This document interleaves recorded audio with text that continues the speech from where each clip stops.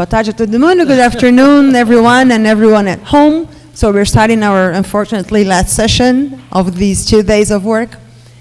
And so we just... It went back to the very first slide. Oh, okay. Yeah. So we're discussing implications of sociocognitive theory upon clinical personality assessment. And we have the honor to receive Professor Walter Scott with you. Okay, thank you. Today I'm going to be describing, yesterday I spent some time talking about, is there any work to do after Dan's apparently done a lot? And I talked about sort of the mismatch between how in clinical personality assessment there's a gap between how personality scientists and psychological scientists conceptualize these constructs and how they're measured in clinical contexts, and gave an example of developing a measure that is an attempt to represent those constructs with more content validity. So that was all about assessing personality structures. I'm going to I'll describe the full procedure we use in the clinic, which includes all these 5 steps, and illustrate the assessment procedure with a clinical case that presented to our clinic not too long ago.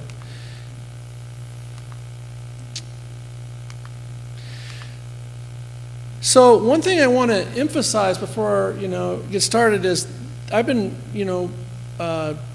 working on developing this for the last 8-9 years or so, but it's still a procedure that's in development, and also it's only one procedure for applying social cognitive personality assessment principles. I think there can be other ways of certainly of assessing the personality structures and processes that are described in Dan's Kappa model, and adhering to the principles of social cognitive personality assessment.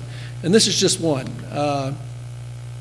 And in fact, and so far I only have 2 publications describing this approach. The first one was with Dan, and that procedure the procedure that we published in 2022 is a different procedure. It has evolved, and part of it is just as we implement this with different clients, we learn each time ways that we can refine and improve the assessment process. So I have no doubt that that this will continue to be the case for for a while. Okay. I want to provide an overview first of the assessment procedure, and then we'll get into some of the details. But procedurally, the way this starts is we have our clients complete, it's a Qualtrics survey online, this personality structure survey, and if you wanted to complete it, you could just email me at that email address, and I would send you the link, and we have an RStudio program that can automatically convert your Qualtrics data into PowerPoint slides, which I'll show you some of later to see what they look like, along with an interpretive guide that describes how to interpret those PowerPoint slides that provide your personality assessment feedback. This takes about 90 minutes to complete, and it assesses self-schemata and goals and moral standards and temperament, and I'll talk more about that in a little bit. In addition, there are 2 personality assessment interviews that are scheduled on 2 different days, and this is after they have completed the personality structure survey. So all in all, this procedure takes about 5.5 hours to do. That may sound like a lot, but in clinical context, we're used to doing this all the time. For cognitive assessments, it's usually a full day of 7 to 8 hours of assessments, including an interview, including multiple cognitive tests, and usually the interview that we do. So clients have completed an online personality structure survey. In the first personality assessment interview, we have a semi-structured interview, and I have this available if you're interested, in which we follow up on clients' responses to the surveys. And as I'll explain later, I think that's really important, because what we're trying to assess are, we're measuring ghosts, things you can't observe, and we're getting self-report measures of those ghosts, but as these interviews allow us to kind of follow up and get a more complete sense of these constructs. I'll explain that later a little bit more in more detail. We're experimenting with the most recent version. The client I'll present today didn't do this, but we're experimenting in one of these interview sessions doing a shortened version of the life story interview. McAdams argues that we have representations. We don't just represent the self in terms of semantic knowledge. We have a life story, a narrative. We think of our life, we have autobiographical memory that has a beginning, a middle, and end, and there's themes and high points and low points, and we have our clients basically speak into an automatic into a microphone that automatically transcribes their speech, and so we're looking at that. So this just underscores that this is a procedure we're constantly experimenting with and developing. In the second personality assessment interview session, clients do a Q-sort procedure that's very similar to the ones that Dan described. And then for each, we identify groups of situations that are functionally equivalent for the client, that elicit similar feelings, similar thoughts, similar behaviors. And for each of those, functionally equivalent situation categories, clients pick out a prototypical situation, a specific situation. So if they have like 8 situations in one Q-sort category, they pick the situation that best represents that type of situation for them. And then we also have them visualize that situation and complete some measures of how they're thinking, feeling, and behaving in the situation.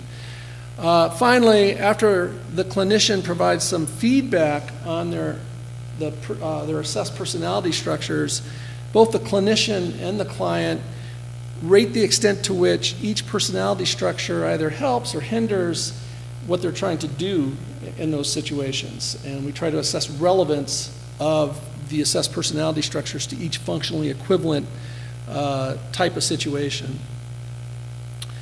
So in assessing personality structures, these are relatively enduring, stable attributes that exist within the person and have causal influence, as Dan and others have pointed out. And we do assess beliefs, goals, and standards. And we also assess temperament, as I've said. Ultimately, and I think I presented this slide earlier, what we're trying to generate is models of the personality structures that are underlying or at least influencing how the client is thinking in these types of situations, how they're feeling, and how they're behaving. So we're trying to come up with dynamic models of personality in these type of situations. So on the top there with personality processes, what you're seeing is an if-then signature, personality signature, where there's a certain pattern of thinking, of feeling, and behaving that occurs in particular types of situations. And we generate these models of the personality structures that we think are dynamically interacting in those contexts to produce those personality processes. This is pretty much a review from the earlier talk, so I'm not going to go into it into depth, but in terms of personality structures, we assess self-schemata. These are highly accessible self and particularly relational context schematas. Just as we require information about other phenomena, we require information about the self. We represent lots of very rich and complex information about the self. And these are personality structures that are widely considered to influence, as Dan pointed out, appraisals of events, motivation, affective and behavioral responses. This is, and again, this is not something that is assessed in a content valid way in clinical contexts. We have a family of cells, a family of relational cells. One thing that I'll talk about in our personality assessment interview is sometimes the person will have 4 self with other schemata that we identify in our relational self-schema measure, but actually in the interview it's clear that some of those are actually similar psychologically in that For example, the client that I'll present had 4 targets that were all friends, and really there wasn't, on the relational self-schema measure, there wasn't much variation in terms of how he experienced the self with each of those friends. And in fact, in the interview, it became clear that he had really more of a, rather than a self with Tom, self with Mary, self with Bill, self with Bob schema, he really had a self with friend schema. And so we kind of, presented it that way. But the idea here is we have a multiple self with other representations. Some of those specific self with other representations may have associative links themselves with each other and really represent a kind of a common schema. To assess self-schemata, we have clients complete the relational self-schema measure, which I presented in yesterday's talk, which assesses multiple self with other representations, which also captures potential within-person variation. And as I described yesterday, there seems to be substantial within-person variation for most people, and their experiences of these 4 factors that the relational self-schema measure assesses. We have our clients complete Dan's narrative self-schema assessment procedure, where they identify, they write for 5 minutes about personal strengths, personal weaknesses. Then they select, it's a Qualtrics survey, so they have to write down the 3 most significant, important personal strengths and personal weaknesses. And the way we phrase it is positive personal characteristics, skills, talents, or abilities that come to mind. They review what they've written, and then they write in very brief phrases the 3 personal strengths that are most characteristic or apply the most. We do the same for personal weaknesses. They have 5 minutes to write an open-ended response narrative on their personal weaknesses, which are presented to them as negative personal characteristics, skill deficits or lack of abilities, bad habits, interpersonal problems. We follow, in assessing self-schemata, we're not just relying on the self-report measures, but we do a personality assessment interview where, again, we review. So in this interview, this happens after we've already automatically printed out their responses on the personality structures questionnaire. We review that before the assessment interview, which informs what we ask. But for each, self with other schema, we ask, these aren't all the questions, but we ask questions like, how you listed self with Tom as one of the people that you most interact with or think about. How long have you known this person? We're trying to get some sense of how long this self with other schema has existed in memory. Is it a relatively stable personality characteristic or structure?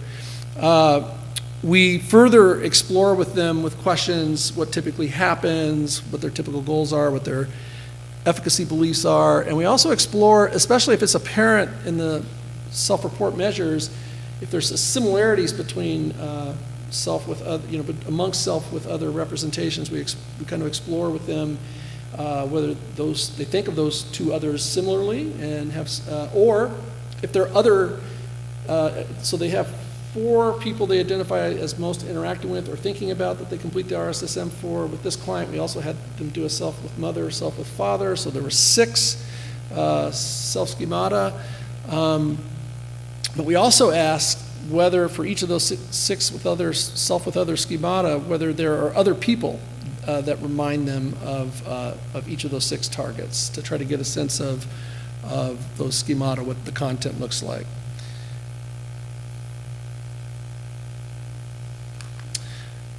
We review their personal strengths and weaknesses that they listed. In the interview, we have them, tell me about this personal strength. Are there situations in which this personal strength helps you? This will become clearer in a moment. In the surveys, for both goals and self-schemata, we explicitly have them identify 2 positive and 2 negative situations that are associated with each of their goals, 4 goals that they list, and each of the 4 targets they list on the relational self-schema measure. But we don't do that for personal strengths and personal weaknesses that they listed. So we do that in the interview. And like I said, we're trying a couple other measures most recently.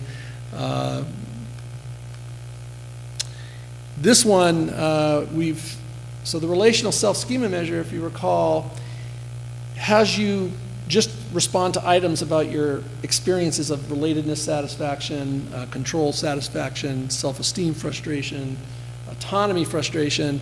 But then we've adapted a measure that was developed by Ken Locke and Sadler that really is based on the interpersonal circumplex model, and we use it because it provides kind of a broad sampling of the possible interpersonal behaviors that one can engage in. And we basically have them complete those items for each self with other representation. So for each self-representation, the client reports how confident they are that they can perform these different interpersonal behaviors. Be assertive, be nurturing, or and so forth. So that's something that we've been doing more recently as well. And this is the interpersonal circumplex. It's interesting, I don't know, Dan, Ken Locke talks about, I guess, his mentor, he was a graduate student at Stanford. I guess he took your apartment or something right after you after you left. He came in the year that Dan was just leaving Stanford. But his advisor was Horowitz, who was his office apparently was right next to Bandura's. Horowitz was very much involved in developing this interpersonal circumplex model. Again, we're just using it in a way that's sort of similar to the way Dan described using the Big Five to provide a broad sampling of interpersonal behaviors.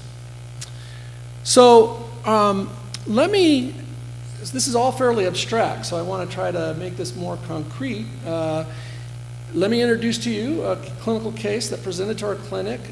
This isn't actually his name, but we'll call him Tom. He was a white, divorced male in his late 40s, had an undergraduate degree in the liberal arts. He came to the clinic basically wanting a personality assessment and saying that he felt like he was stuck in the past. He regretted the path his life had taken.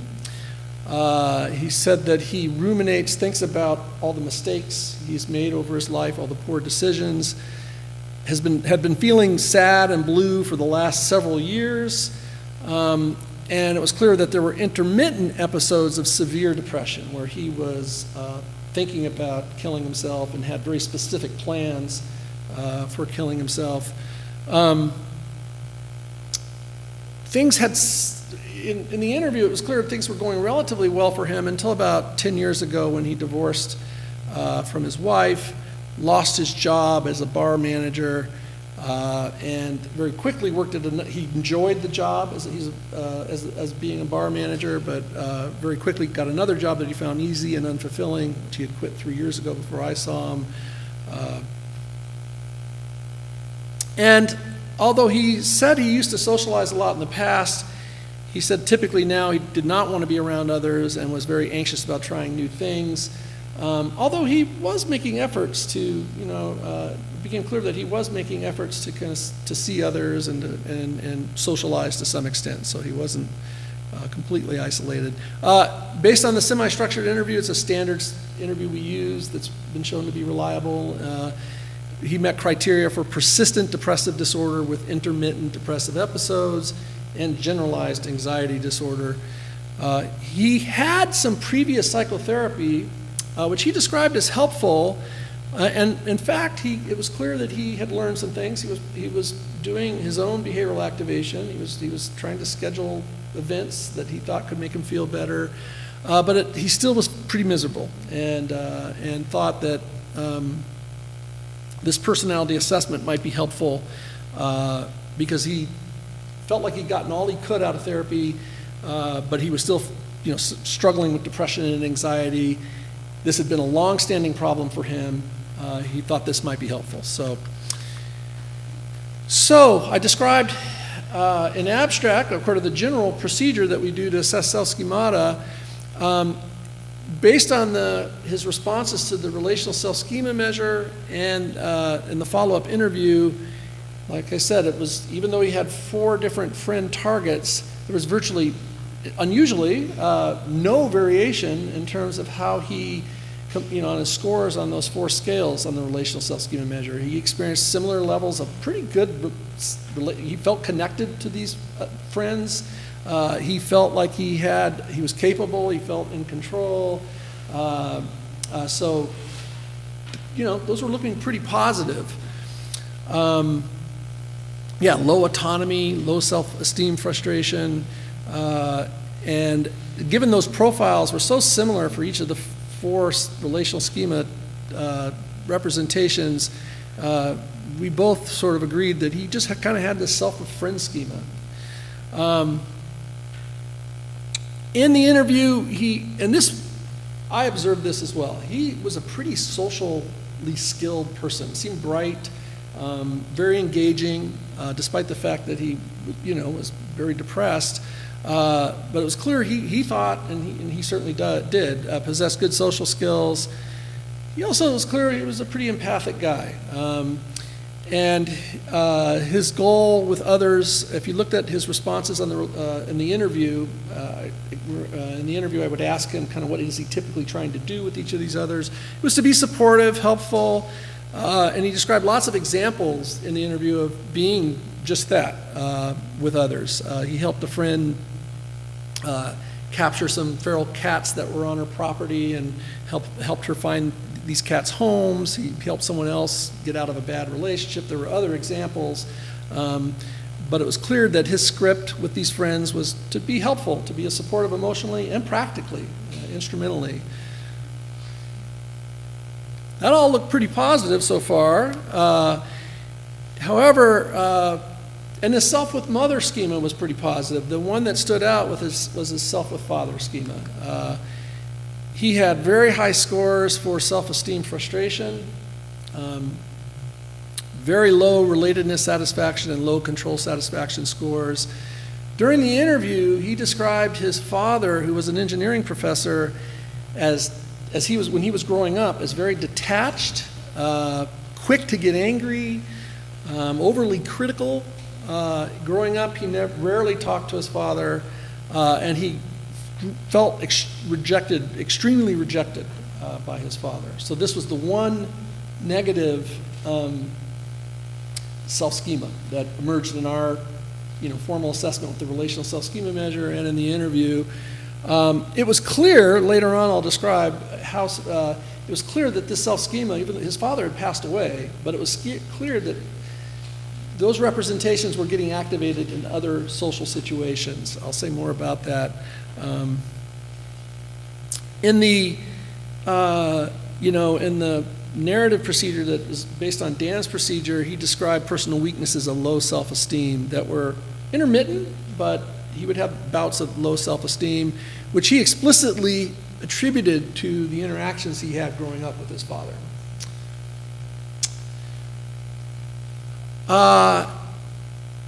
And I have to say, typically when we're, in the research literature with depressed folks, if we're assigning measures like the early maladaptive schema measure or the dysfunctional schema measure, a lot of these positive features of self-representations I don't think emerge. But he, just describing personal strengths, described himself as neat and organized. In the interview, he felt like he had this quality from a young age. He attributed it to maintaining a sense of control to cope with his father's daily criticism and rejection. That was his sort of meaning of that. He also described himself as loyal, thoughtful with both friends and work settings, and that seemed true. He had very specific examples of this. Another strength was empathic, always tries to be polite and respectful to people, including strangers, and that also seemed true. He had a really good memory. He said he excelled at recalling past events, people's names, one of his activities he would schedule occasionally would be to go to this trivia contest in which he had won several of the trivia contests. So he thought he could write well, played bass guitar, including in a band, not currently, but in the past, enjoyed role-playing and board games. So those were his personal strengths. There they are again. I'm not sure why.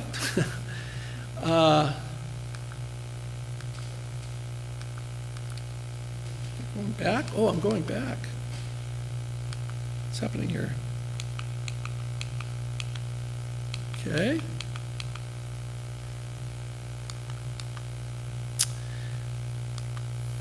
Well, we'll just move on. We'll get to go. So we've talked about his beliefs, talked about our procedure for assessing self-schemata. The next thing we're going to talk about is goals, goal systems, and how do we do that? These are, again, mental representations of desired and undesired future states, widely considered important personality structures by personality scientists and social psychologists, developmental psychologists. We don't assess these with any in content valid way in clinical practice, at least rarely so unless you're Strauman and you're Tim Strauman. He has this self-regulation intervention for depression, but most people don't practice that, do that. This, obviously, as Dan pointed out, these personality structures influence appraisals, which influence how you feel, what you do. Clearly influences motivation levels, persistence, all those things that you know about. Here's kind of just a quick review. In our goal assessment procedure, which I'll discuss here in a moment, we try to assess not just what people's personal goals are, but how they think about them. And we try to assess goal dimensions that have been shown in the literature to be important. So we have items getting at the extent to which they think about those goals, their level of satisfaction with their goal progress, their confidence in being able to perform the behaviors they think are necessary to make the goal happen, whether they view it as an appetitive or an avoidance goal, whether they have intrinsic or extrinsic motivation for the goal, whether they see it as a learning or performance goal. And we also assess the extent, we have them rate the extent to which each goal either hurts or helps with progress on each of the other goals they have. So we come up with an index of overall goal conflict, which has been shown to be important. Obviously, all these things influence, selection of environments, effort, persistence, affect should be listed in there, performance ultimately, and then we're always evaluating, as Dan points out, our performances, which I always like Kagan's way, of describe, these positive and negative feelings that we experience in the self are positive, kind of our own internal self-reinforcers and self-punishers. That's what we talk about self-regulation models. And this is all part of these things are all influencing each other over time. We have our clients to assess goals. We have our clients complete a goal assessment measure that was really modeled on the personal goal inventory that I should have listed them there, Klinger developed. And I'll talk more about that in a moment.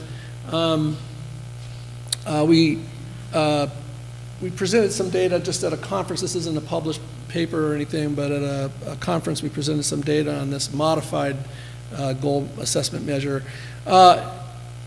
People possess multiple goals that relate to one another in a hierarchically organized goal system. For example, a lower level goal of earning an A in a class may relate to a middle level goal of becoming a psychologist, which itself may relate to an even higher level goal of having a meaningful life. And the reason we've been modifying these goal assessment measures is we're targeting middle level goals, but in looking at our clients' responses, we're not sometimes even getting goals. I'll say more about that in a moment, but we're not, we're getting low-level goals, sometimes really abstract high-level goals. We're not always getting middle-level goals. So with our modified goal measure, we have them review, they basically think about different life domains. So they actually write descriptions. I guess I don't have that on there. They write descriptions of what they typically do behaviorally in different life domains. So we have them think about intimate relationships, non-intimate relationships, leisure activities, self-growth, self-change, spiritual domains. And in each of these domains, they kind of write brief descriptions of what they typically do, what situations they typically seek out, and After they do that, we ask them, do they think that they've had a goal in that area, that life area? And the reason we do that is we want to make sure that they're not coming in with certain goals accessible just because of the context they're in or something that just happened. We want them to reflect on different life domains, reflect on how they're behaving, what situations they're seeking out in those different life areas, and then ask the question, do you think you've had a goal in that area? And we're very explicit in defining what a goal is. We describe it as something that doesn't exist now, something you're trying to make happen, but it's something that you don't just create for this questionnaire that's been in your head for some time. After they review, if they say, yes, I think I've had a goal in this area, they write down a description of the goal, and then they pick the 4 goals they find themselves thinking about directing their attention and effort to the most often. And we ask for each of those 4 goals a bunch of questions that have been shown to be important in terms of how people think about goals, how much they think about it. Again, I've kind of gone through these. At the very bottom there, though, they also then do a value ranking. We ask them, how important are each of these life areas, intimate relationships, non-intimate relationships, how important are each of these areas for you for having a good life? And we have them rank order them from 1 to 9. There are 9 different domains. And we're looking there to see how well their value rankings correspond to which 4 goals they list as most important, most significant. And we want to see if there's some congruence between what they say is most important and what are the most important, significant goals for them. Okay. We also do in the personality assessment interview, we review their goal responses. We have a semi-structured interview that we kind of walk through. These are just some of the questions we kind of get at. When did you first have this goal?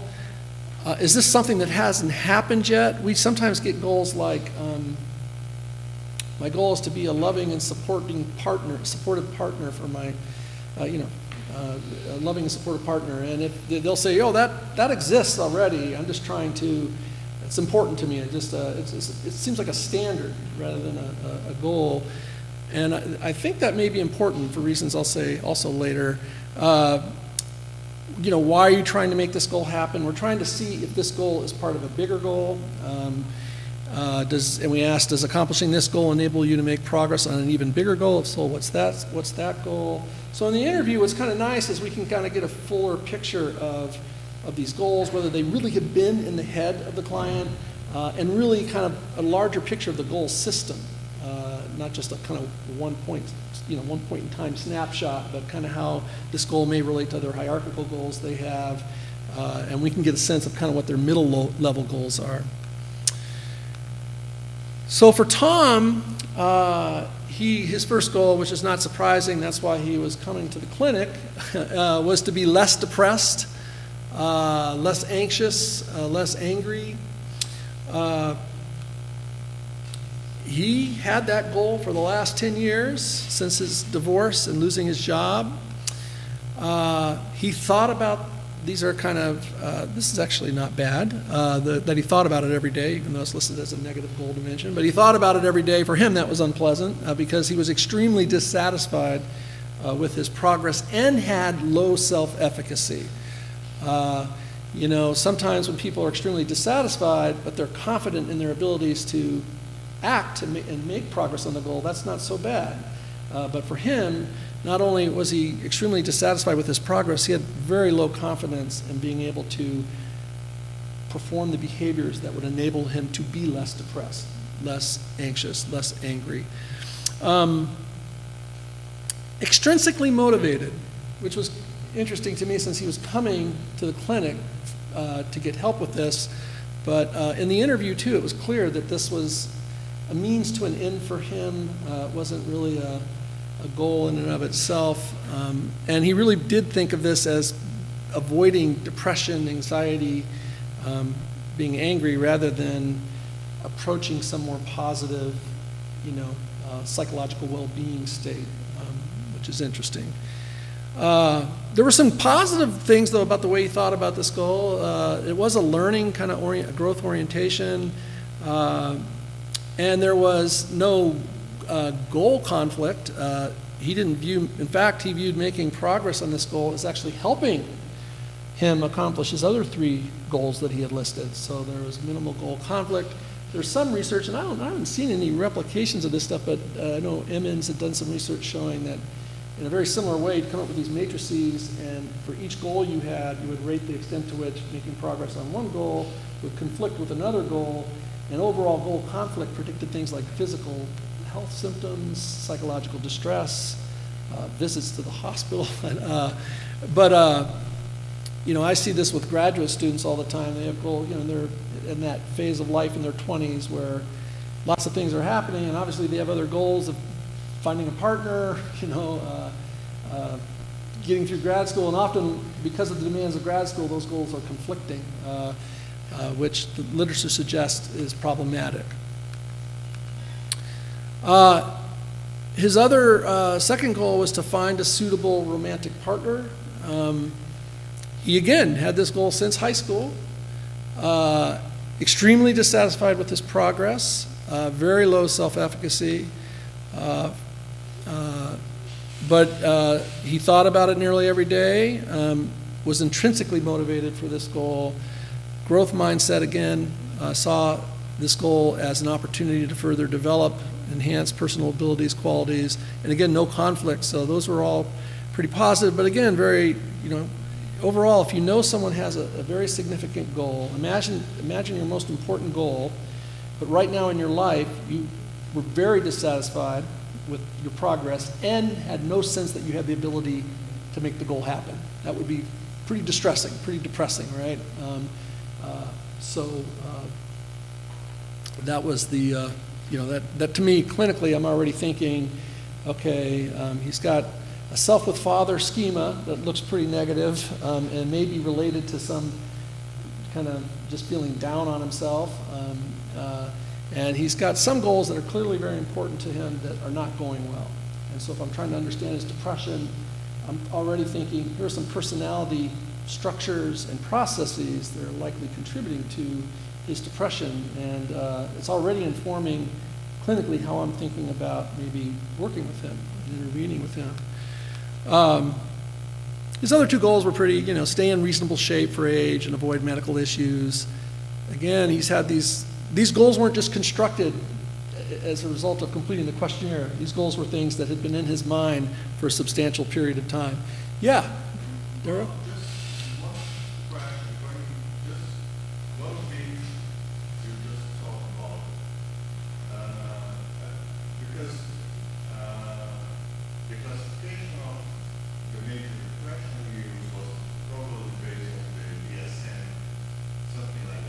Right.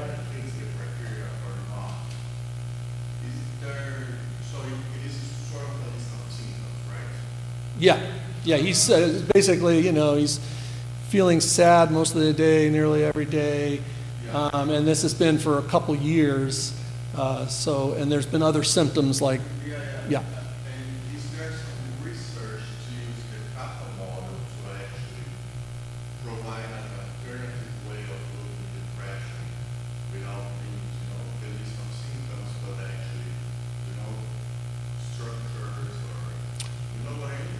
Oh, there are some dynamic, I don't know if you've seen these, Dan, dynamic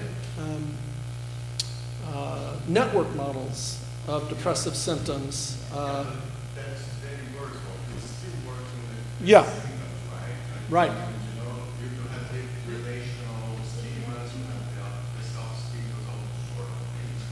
Would be sort of an indication that a certain profile of schemes or relational schemes or self-schemes would be an indication or actually saying that person is depressed instead of just following. That's excellent, right. That's my hope, is that these models can, point to the personality dynamics that are actually causing the, you know, the depression, quote unquote, which is, you know, emerges from this complex system. And there may be, you know, someone asked this question before, and Dan was talking about, is it cluster analysis? You know, there may be, if we had 100 people that we did these type of assessments on, we might find that there are certain subtypes or patterns that emerge, you know. And actually, one of the things I'll talk about in a little bit is there are multiple empirically supported treatments for depression, some that explicitly target, two that I can think of that explicitly target goal systems. What are your goals? Your efficacy, the whole focus of the intervention is on goals. There's other empirically supported treatments that focus on self-schemata that are, I'm critical of Jung's schema questionnaire, but cognitive therapy and Jung's has a schema-focused therapy approach that's used to really alter dysfunctional self-schemata. So one of the, what I'm going to argue is when you do these assessments on clients who all have depression, it may point to very specific interventions that are, based on your conceptualization, make sense to implement with this particular. It's a personalized form of kind of psychotherapy, but it's drawing on a much broader array of therapeutic strategies that have been used for a variety of things. But it's not just flying by the seat of your pants. It's based on a case conceptualization that's idiographic. So does that make sense? Yeah, it doesn't just wonder here, because if you actually go through all this process and you find a problem of goal settings, it would make much more sense to actually have an international goal setting than actually schema, right? Right. Something like that. So far, it seems that we use it at random. Yeah, absolutely. Let's try this, it does not work, let's try that. That's right. Why? Yeah, that's exactly what happens. Well, CBT didn't work. He's already doing behavioral activation. He's already kind of benefited from some good psychotherapy. He's still depressed, still anxious. That's why he's asking for a personality assessment. But that's exactly right. That's the whole point of this, is that you need some basis for a model of why you're doing what you're doing rather than just flying by the seat of your pants. Yeah. No, that's a good, thanks for asking that. He, his goal of wanting to be in shape and avoid medical issues, his father died when he was 30, the client was 35 years old, his father was 70, and so he said in the interview, yeah, I'm already halfway there, and it was clear that was like something he thinks about a fair amount. Remember, he was diagnosed with generalized anxiety disorder, which these are worriers. They're often, people with that disorder are worrying about lots of different things. This was one of the things he was really worried about. But he also had a family history of cancer, smoked for a number of years, high blood pressure, so he felt like he had reasons to worry, but it was distressing for him. This was an extrinsically motivated goal. Even when I asked him in the interview, why is it important to stay in reasonable shape? And then he went into, well, I could die and I'm halfway there, but it didn't seem like it was related to any broader goal structure that he was conscious of. There were some, just his very statement of the goal, avoid medical issues. I mean, that's an avoidance goal. And, there's a broad, large literature, the goal literature suggests thinking of goals as approach goals is more adaptive for well-being than as avoidance goals. But Dan talks about, self-reactive, you don't activate goal pursuit unless you're thinking about these things. Even though it's distressing for him, he's thinking about this a lot. He's somewhat satisfied with his progress with this goal. He has slightly certain efficacy. And he has a growth mindset, no goal conflict. He clearly saw making progress on this goal as helping him with every other goal he had. So that's all good. His other goal is to stay in touch with friends that matter the most. He felt like he had this most of his life, certainly since high school. He described himself as shy and kind of came out of his shell in high school. And started and made connections with a few friends, but since then he felt like he's got this affiliative sort of, rather than achievement kind of, value system. Neutral self-efficacy, depends on friends as well, he said in the interview. Again, thinks about it a lot. Pretty satisfied with how this is going. Thinks about this as with an approach orientation. And actually, again, no goal conflict. So this looked pretty good. In looking at his values for how important each of these life domains that he ranked goals in were for having a good life, to living a life with meaning and happiness, this is how he ranked them from at the top, most important, to the bottom, least important. Here are the domains. These are all the domains that we have people reflect on what they're doing in these life domains and what situations they're seeking out in these domains before we ask whether they have a goal. And this comes from Klinger's goal measure. I think we've added one life domain in there. But his most important domain was relationships with friends, with how that's going in his life. Relationship with an intimate romantic partner was ranked second. That's not going well. So this is important to him, and it's a goal that's not going well. So that clinically, I'm thinking, okay, that's something we need to follow up on and work with. The leisure recreation was this third ranked. He's got some leisure recreation activities that seemed to go well, even though he didn't explicitly list it as one of his goals. Physical health, medical issues, he did have that as a goal.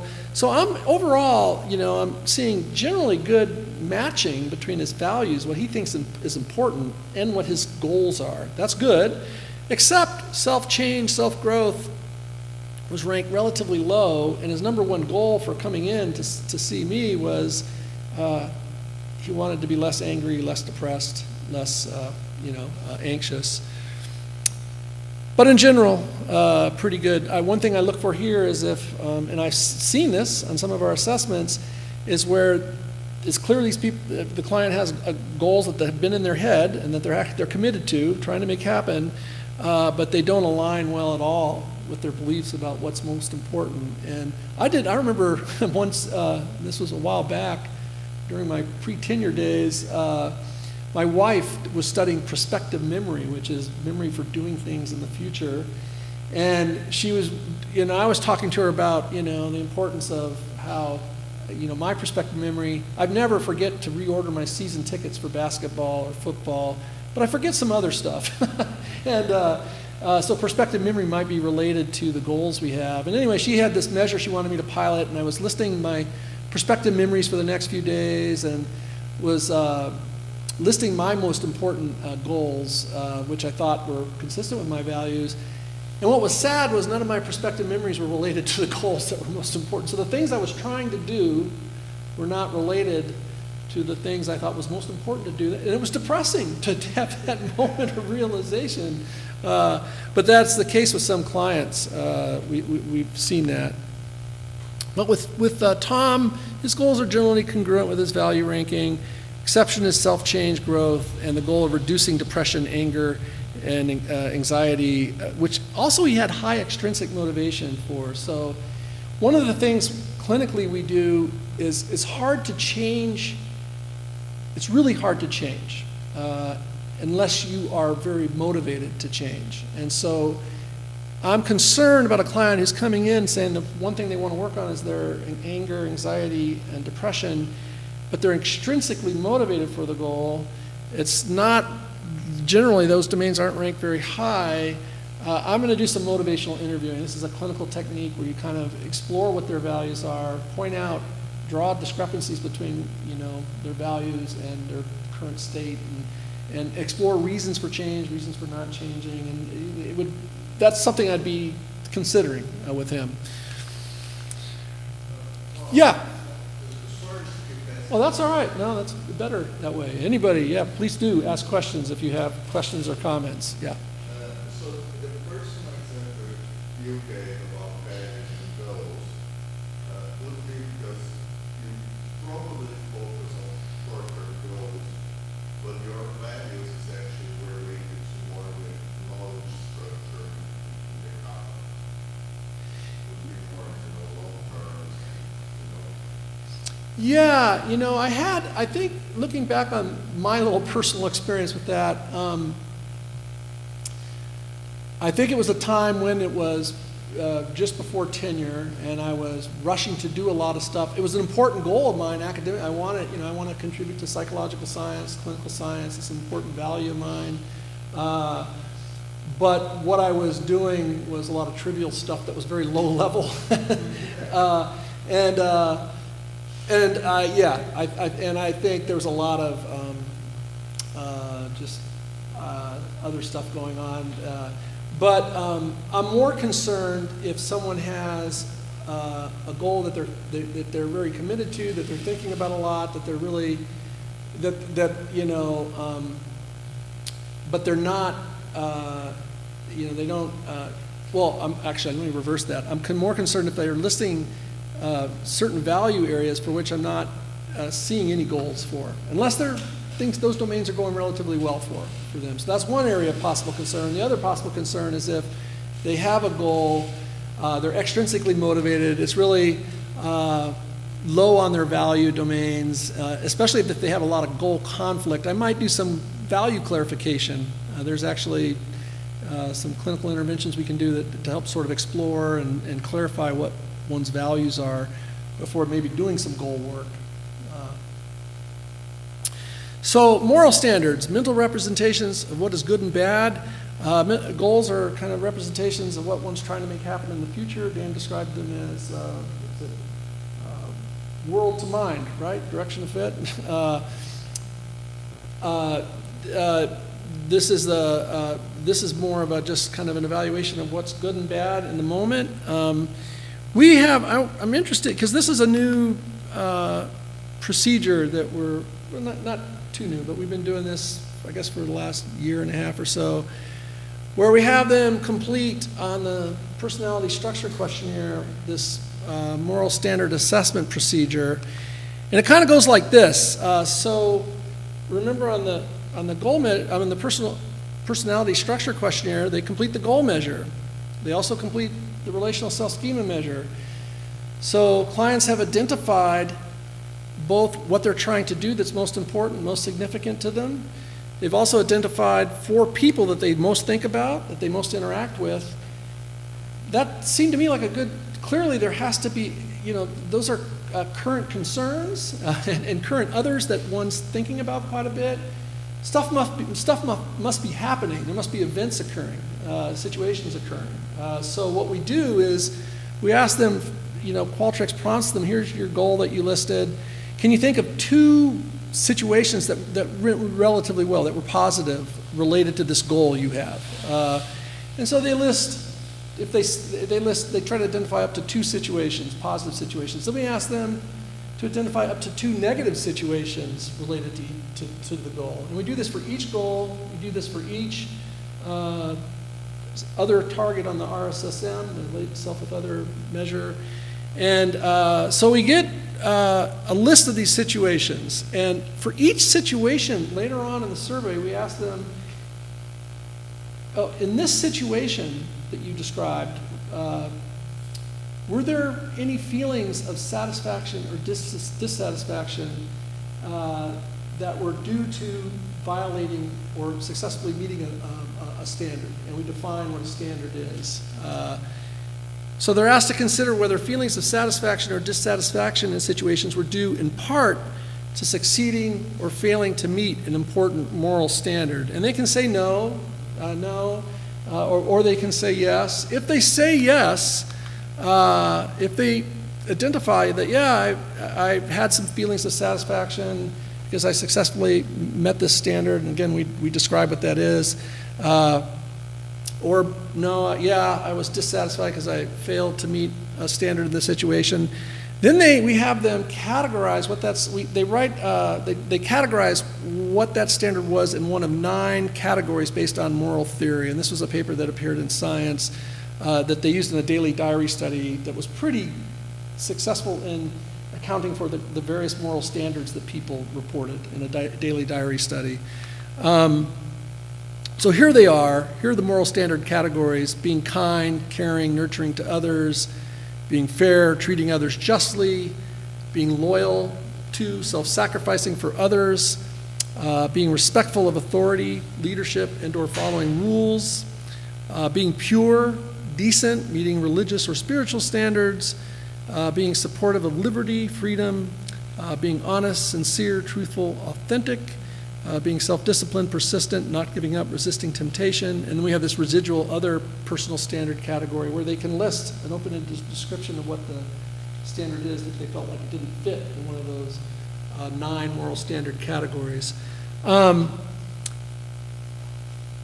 So they have a bunch of situations. Of those situations, they've identified some situations where they felt they were satisfied or dissatisfied because they either successfully met a standard or failed to meet a moral standard. Then they identify what that standard was.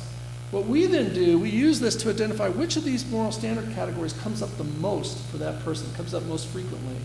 And we identify the 4 moral standard categories that most frequently come up when a person recalls his, these past situations.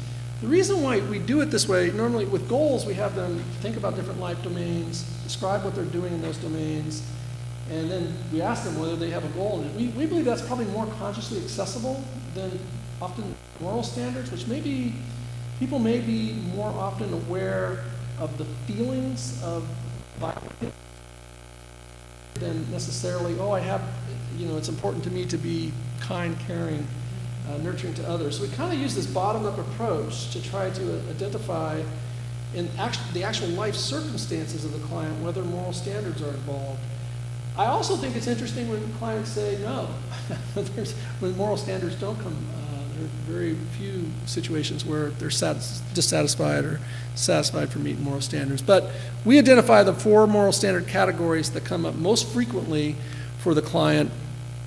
And then we have the client, for each of those 4 moral standard categories, they complete measures that look very similar to the items that we use for goal assessment. So they report how often they think about the moral standard, they report how satisfied they are with how frequently they live up to the standard, or how dissatisfied they are with how frequently they act to meet the standard. We ask about their self-efficacy. How confident are you that you can behave in circumstances to meet this moral standard?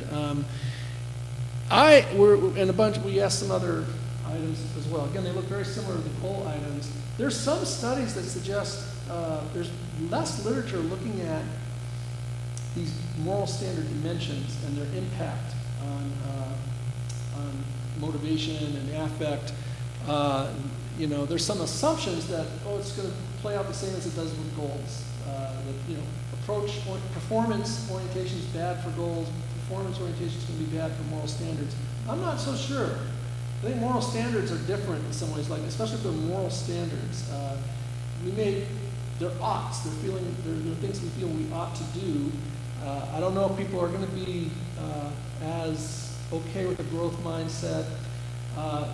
The other thing I'm interested in is level of satisfaction. You could be dissatisfied with where you are now with respect to a goal, but if you have high efficacy for making that goal happen, you may not be too dissatisfied. You may feel relatively okay. With a moral standard, if you evaluate yourself as failing to live up to a moral standard, even though you're confident in your ability to enact the moral behavior, I'm not so sure you're going to be okay with that. So anyways, we got some we're not sure how these moral standard dimensions are going to play out, but we ask all those questions.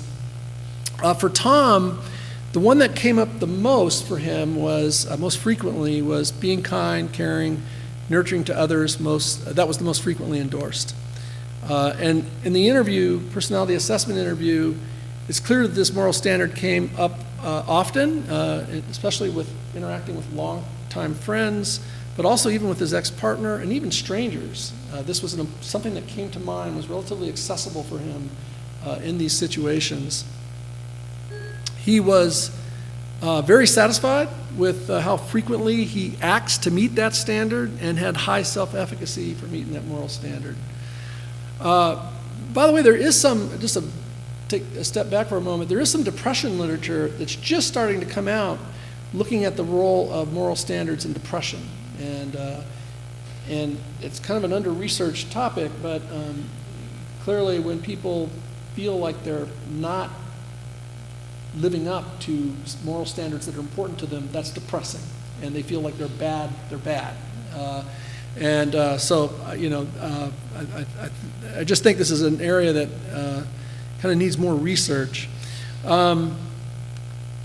His other most frequent moral standard that came up was being loyal to, self-sacrificing for others.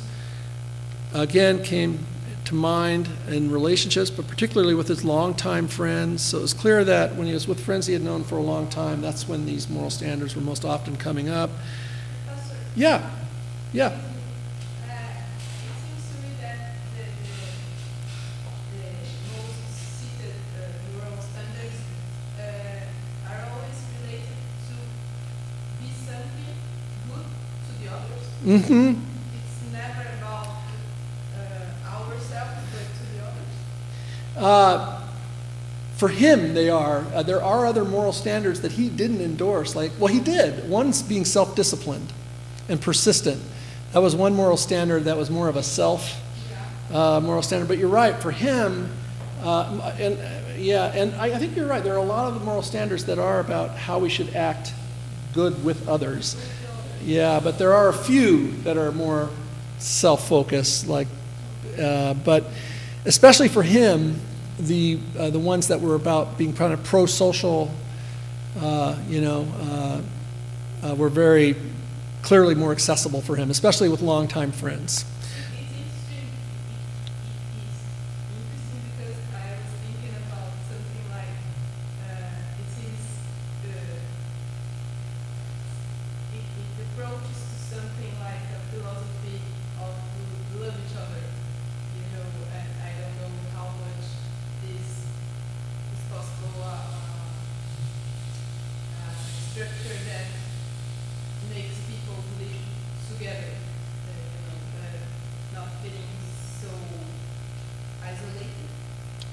Yeah, and he's, someone who's experiencing depression, but it's clear that these moral standards of supporting others, being nurturing to others is very important to him. And what's good is he feels like that's going relatively well. He's pretty satisfied with how well he lives up to that.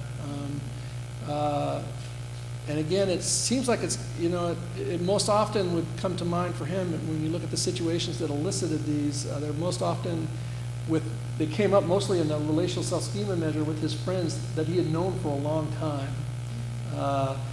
And Even more than his partner. he didn't have a partner at the time. Because Yeah. there's a sex place, but he didn't have. He has a goal of finding a long-term partner, but he doesn't have one now, and he's not very confident that he is going to be able to find a partner. Yeah, he feels like he's missed that. He's at a life stage in his 40s where that opportunity has gone by, and he really had this sense. I know, he really had this sense. Yeah. Let's put on Although, after we did the personality assessment, he decided to move to Oregon to pursue a possible relationship with someone that he had had a long distance relationship with. So that's interesting. Yeah. maybe because We didn't do any. put him to live. Yeah, we didn't do any therapy. We just did this personality assessment, but maybe that had some impact. Yeah. Yeah. Yeah, maybe. Here's his less other-focused moral standard. This was the one that came up third most frequently for him, being self-disciplined, persistent, not giving up, resisting temptation. This came up third most frequently, but it came to mind in the interview. It was clear this came to mind.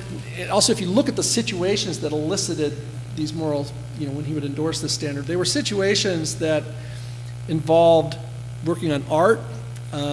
He liked to paint, but he wasn't working as much on his art as he thought he should. Avoiding temptations to drink alcohol and caffeine. He wasn't. He doesn't have a substance use problem. He's very moderate to, not even a moderate level drinker. But it was more for health reasons that he didn't want to drink alcohol or have caffeine. But he'd go to the trivia night and people would be drinking and he'd have a couple beers and and he felt like that was not good. And applying for jobs, these were the situations, and he was pretty dissatisfied with how frequently he acts to meet that standard. I'm already thinking, remember his self with father schema, it sounds sort of almost psychodynamic, but his self with father schema, he had very he had high self-esteem frustration. He described growing up feeling criticized. I'm wondering to what extent that kind of led to some perfectionism. Lower self-efficacy, he said in the interview, at times I don't feel adequate to the task. Those were his words. So, for the moral standards, mostly some pro-social moral standards, being kind, supportive, nurturing, help, and where he feels pretty satisfied with how well he's living up to those standards. The one standard that he doesn't feel like he's doing very well in is being self-disciplined. Tends to come to mind in these things that are important to him, working on his art, and then some health things that are important goals of his. But sort of a mixed picture there. The last thing we assess is temperament, which I'm defining as relatively, borrowing from temperament researchers, relatively stable individual differences in neurobiological systems that are apparent in, these differences are apparent in early childhood that mediate emotional, motivational, and behavioral sensitivities, reactivities to particular classes of events like unfamiliarity, threat, punishment, reward, incentives.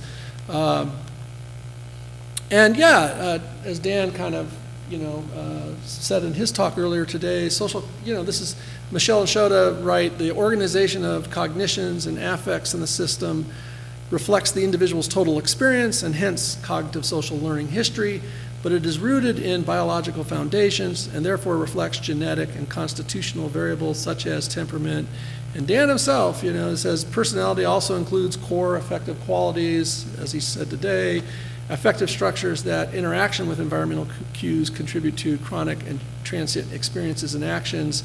But in looking at the temperament literature, seems like there's two traditions, and there's one tradition that this is explicitly not coming from, and that's the factor analytic, tradition where you just identify these dimensions that describe differences between people, and that's the way you identify these temperament types. There's a more bottom-up approach to investigating temperament. People like Jeffrey Gray, and although I don't know to what extent he was influenced by Ising. I don't know if you know, Dan, but he was looking at even learning in animals and trying to understand the neurobiological systems that were contributing to reward and punishment sensitivities. But this is very much a person and context variable. So, for example, the one I'll focus on is behavioral inhibition. To the unfamiliar, this is Kagan's definition, refers to Jerome Kagan was a developmental psychologist at Harvard who unfortunately passed away a couple of years ago, but one of the great psychologists of the last 60 years or something. He described it as the child's initial behavioral reactions to unfamiliar people, objects, and contexts, or challenging situations. High behaviorally inhibited individuals appear to experience more anxiety in response to those classes of events. There is converging evidence of something that looks like, there's disagreement still, I'm not sure with hard nature at its joints, but there's talks about a flight fear freeze system, and maybe the BIS is, like Dan described, more anxiety, flight freeze system, maybe more fear system, and the behavioral approach system. But there is converging evidence of something like a behavioral inhibition system that is associated with anxiety.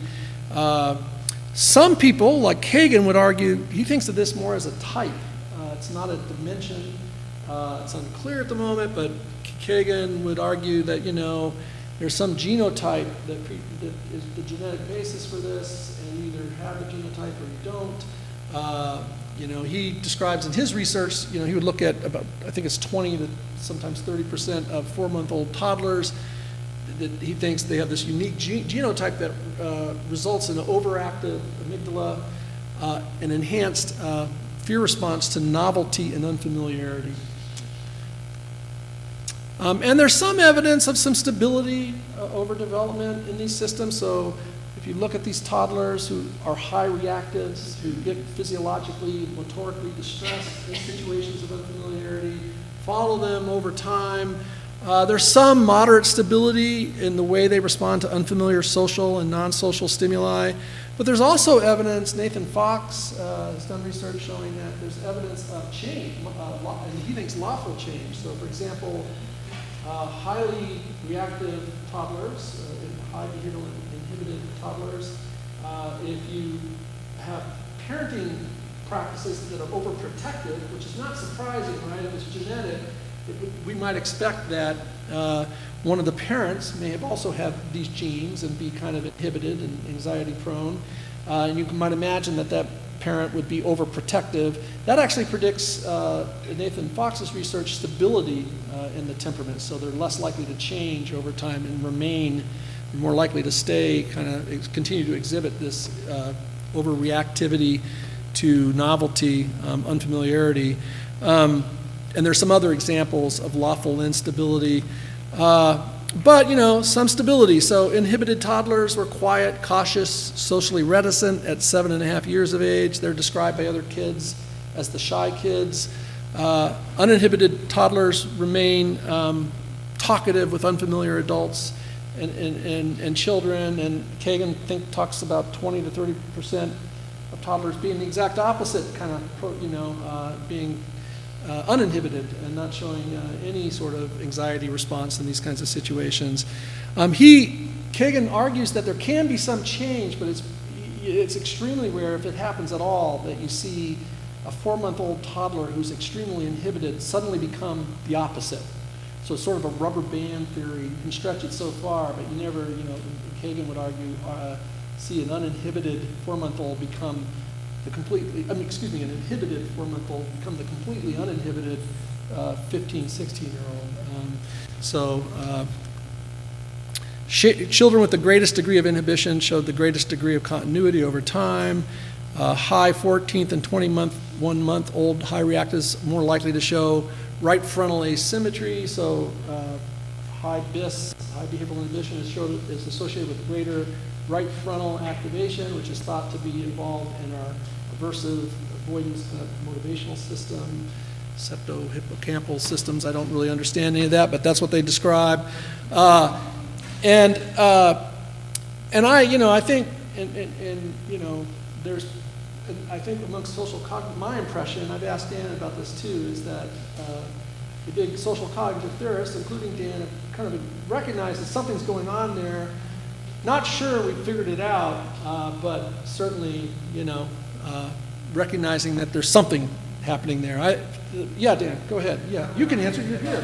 Can I ask a sort of orthogonal question? I don't mean it to sound challenging. Yeah. I can't think of it. Yeah. Even if all that is true, what is the logic or rationale for assessing that in a clinical setting? Because if the person learns about the assessment, they're learning about something that sounds genetic, unchangeable, which is seemingly the opposite of what you want the person to think in the clinical setting. Yeah, no, that's a good question.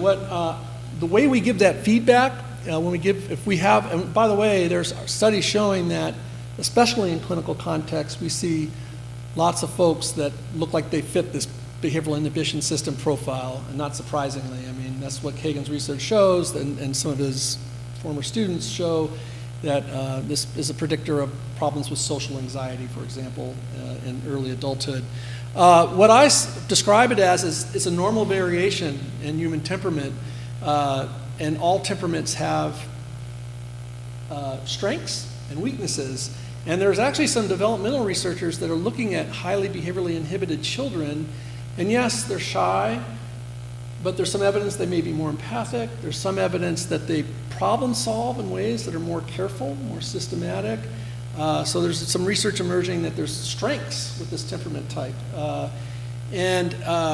Also, remember, this behavioral inhibition system is a system that doesn't necessarily get activated. It gets activated in situations that are appraised as unfamiliar, that are appraised as threatening, challenging.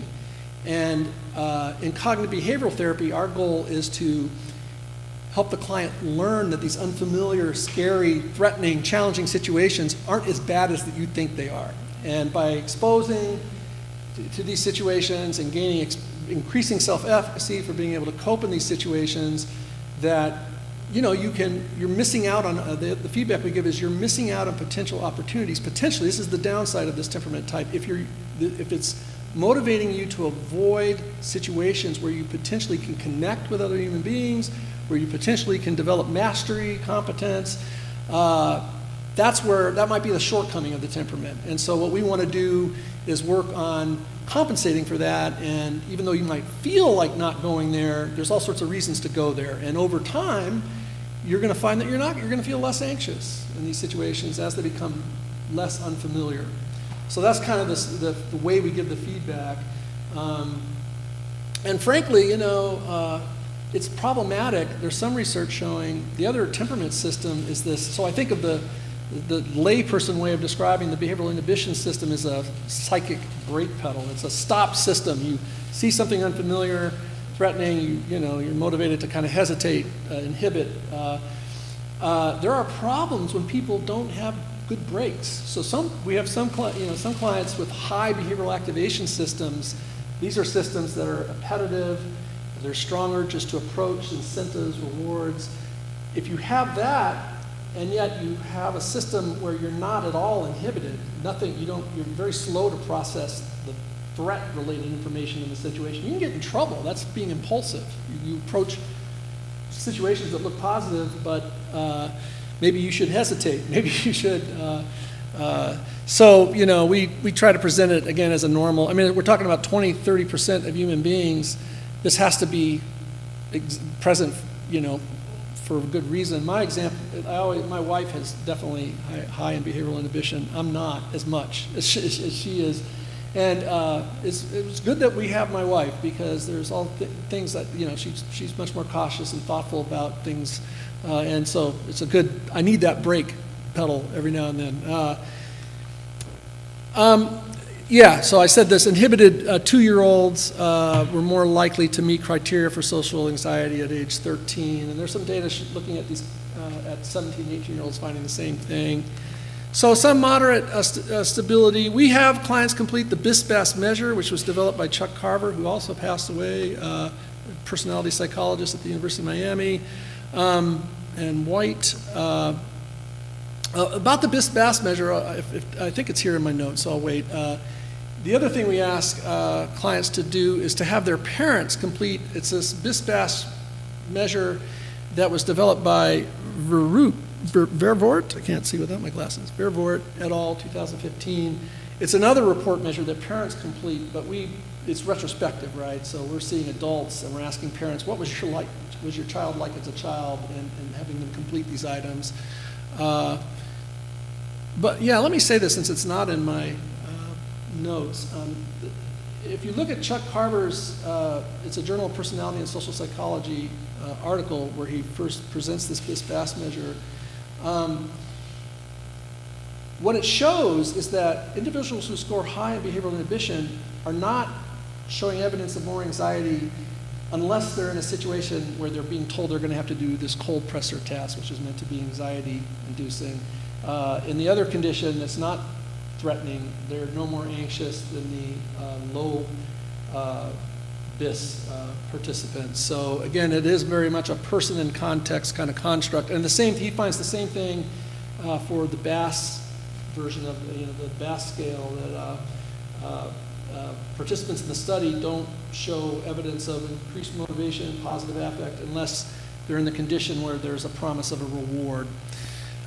We follow up we only do the follow-up if we see evidence on these measures that the client may have a distinctively high temperament, a distinctive temperament type. So, but in the cases where clients do, we ask them a number of questions, and this doesn't show all of them, but we ask about their childhood, whether they were shy, and we also try to solicit what situations did they find unfamiliar, threatening, challenging right now as adults, because remember, we get these situations for goals and the relational self-schema measure in the personality structure questionnaire, but we don't we don't get them in the questionnaire for temperament, so we do this during the interview if they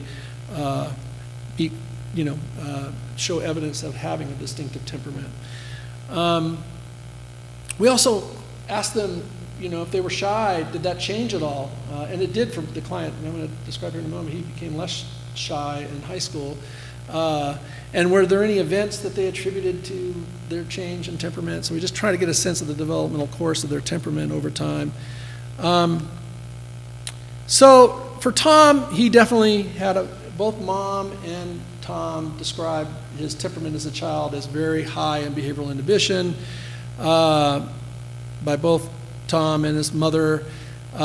He, in the interview, confirmed that as a child he was kind of shy, quiet, very introverted, but that did change. The situations that made him anxious currently were driving in traffic, especially driving on long trips, considering new, less familiar jobs. He was down on himself for not being persistent in pursuing job applications. Part of it was he was anxious about doing a new job.